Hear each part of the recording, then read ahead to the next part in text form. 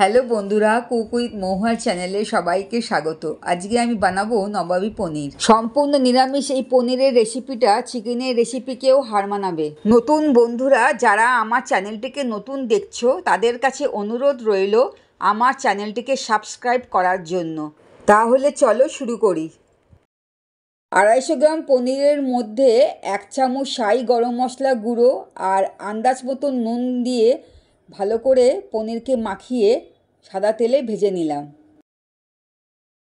পনির আমি বেশি ভাজবো না, পনিরগুলো বেশি ভাজলে শক্ত হয়ে যায়, তাই অল্প ভেজে আমি তুলে নিচ্ছি।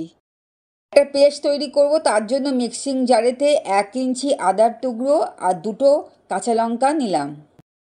আবার মিক্সিং জারের মধ্যে বড় চামচের 1 চামচ চারমগজ, 10-12টা কাজু ও কিশমিশ, 1 চামচ পোস্ত আর অল্প জল দিয়ে একটা পেস্ট তৈরি করে নিচ্ছি।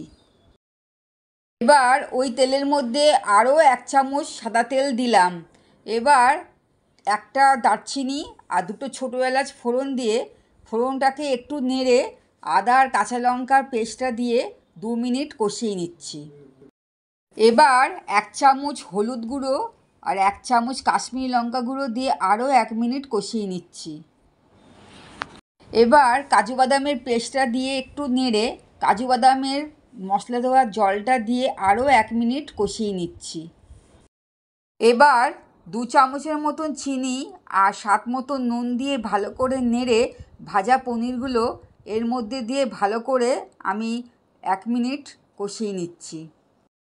এবার 2 ফোঁটার মতন মিঠা আতর দিয়ে ভালো করে পনিরটা কষিয়ে নিচ্ছি।